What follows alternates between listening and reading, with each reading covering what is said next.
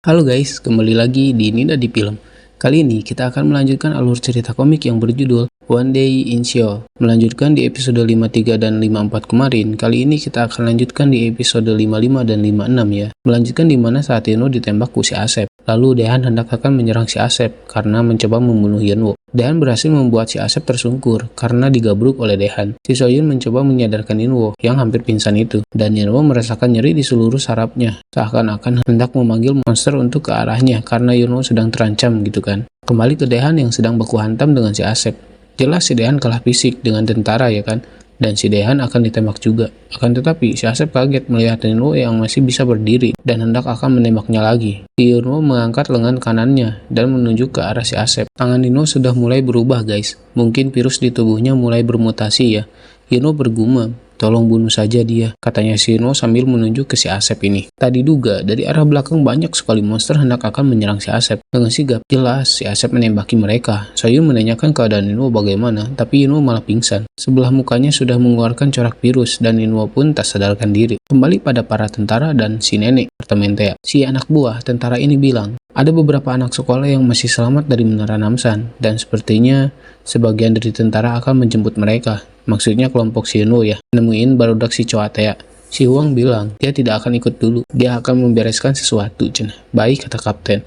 Si Huang jalan-jalan di dalam apartemen yang sudah terbakar itu. Dia tidak mau ikut ke pengungsian, takutnya akan seperti dulu, dia jadi diasingkan karena gembel ya. Tadi juga, dia menemukan mayat si Mamang yang sudah tertusuk oleh monster mutasi tulang guys. Dengan baiknya, si Huang memakamkan si Mamang dengan layak. Kemudian si Huang menuju mayatnya si Hongmi dan berencana akan menguburkannya juga. Kembali pada kelompok Yunwo, mereka kabur dari ancaman si Asep karena Asep berencana membunuh Yunwo dan si Dehan ya. Untungnya kan si Asep diserang monster. Si Dehan menggendong Yunwo buat turun dari daerah Menara Namsan. Mereka bingung kenapa semua monster menyerang si Asep ya. Apa mungkin karena tindakan Yunwo tadi?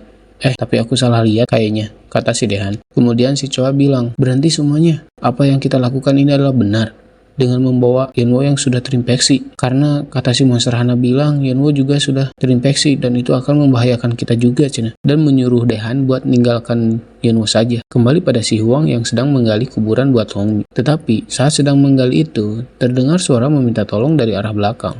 Suaranya berat dan sepertinya tak berdaya. Saat melihat ke belakang, ternyata itu Hongmi guys, dia masih hidup namun sekarat. Alhamdulillah kalau masih hidup mah. Lanjut episode 56. Kembali pada Yunwo yang akan dibuang oleh teman-temannya karena sudah terinfeksi Tea. Akan tetapi, datang seseorang yang bilang, jika kalian tidak butuh dia, aku yang akan nampung. Ternyata itu adalah Isul dan Kang Min yang memakai jas hujan putih dengan payung dan menyuruh mereka semua buat ikuti dia jika mau keluar dari sini. Singkat cerita, mereka hampir sampai kota dan si Isul membuat senjata api rakitan dari pemadam api. Bingung nggak? Sama. Dan mereka sampai di rumah persembunyian Kang Min dan Isul sementara. Si Kang Min menutup jendela dengan kain agar tidak ada yang lihat mereka, termasuk tentara. Jadi sebelum menemukan barudak Yunwo, si Isul mengira jika ada api pasti ada barudak Yunwo. Kemudian Isul dan Kang Min menyusul ke arah asap itu berada, dan benar pasti ada Yunwo dan Dehan. Si Kang Min menanyakan Hongmi. Mendengar Hongmi, Dehan terdiam dan sedih. Kang Min langsung mengerti jika Hongmi tidak selamat. Si Soyung bilang, udah jangan bahas yang mati.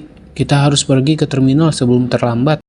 Cungur ngagampangkeun. Lihat jarak dari sini ke terminal. Emang mau jalan kaki ha? Kata Isul. Jadi jika mereka mau ke terminal terdekat, mereka harus melewati Sungai Han. Walaupun kita sampai ke terminal, akan ada masalah soal inkubasi monster. Dan Sungai Han diberitakan adalah tempat terparah. Jadi akan sulit jika tidak dengan Yunwo cenah. Si Soyung bilang, kenapa harus Yunwo? Kan ada tentara. Ya sudah, terserah kau. Itu juga jika kau tahan api sewaktu-waktu kau akan dibakar. Si Choa bilang, kenapa harus dengan Yunwo? Aku yakin 100% dia kena virus. BTW, apa Yunwo bisa sadar gak ya? Kata si Soyun. Beberapa saat kemudian, si Kang Min mencari tahu beberapa berita di internet. Jadi makin kesini, hanya ada beberapa foto dan video monster saja. Dan jarang ada kabar soal sel-sel virus. Jadi kemungkinan sekarang lebih banyak monster daripada sel itu sendiri. Jadi maksudnya, tingkat infeksi penularan akan menurun. Gabungan yang sering mereka lihat saat ini, jadi lebih fokus memakan orang, bukan menularkan ke orang. Jadi strategi mereka bertahan hidup harus berbeda-beda tergantung situasi dan masa penyebaran virusnya. Di berita, ada kabar bahwa jika monster sudah bermutasi, tentara pun tidak bisa melakukan apa-apa, apalagi di Sungai Han. Emangnya ada monster mutasi apa sih di Sungai Han? Si Soyun masih menjaga Yunwo, berharap Yunwo sadarkan diri. Lalu datang Soyun menanyakan, Yunwo belum sadar juga ya? Belum, kata Soyun. Sebaiknya mereka menghindari tentara jika membawa Yinwo, karena jika tahu Yinwo sudah terinfeksi, bukan Yinwo saja yang ditembak, bahkan mereka juga semua akan dibakar karena bersamaan dengan orang terinfeksi. Sebaiknya mereka tunggu sampai Yinwo sadar. Kita doakan Yinwo bisa cepat sadar ya. Sisu pun pergi. Lalu Soyun mengingat kejadian di mana Yinwo masih bisa berdiri setelah ditembak dan melihat muka Yinwo yang sudah berubah karena efek virus. Soyun meyakinkan diri jika Yinwo belum terkena virus dan dia percaya pada Yinwo. Kita beralih ke Soyun dan Choa. Mereka membicarakan soal pergi dengan mereka dengan berdakdehan ini atau pergi berdua saja. Karena jika pergi dengan mereka akan sangat berbahaya, apalagi mereka berdua gak percaya pada Yinwo. Ya, lebih baik pergi bersama timbang pergi sendirian kan, kata Choa. Tapi kan para tentara bakal membakar orang-orang untuk pencegahan, kata si Choa. Alah, itu mah alasan buat mereka barengan dengan Yinwo. Terus kamu mau gimana? Kata si Choa, tanya balik ke Soyun. Kembali pada Soyun yang gabut bermain HP-nya. Tadi juga Yinwo sadar dan menanyakan ini di mana. Soyun kaget melihat Yinwo bisa sadar dengan cepat. Soyun bilang, ayo kita pulang bersama Yinwo. Mau atuh pulang bareng Soyun. Apakah mereka akan bisa pulang bersama? Nantikan episode selanjutnya hanya di Nina di Film. Bye-bye.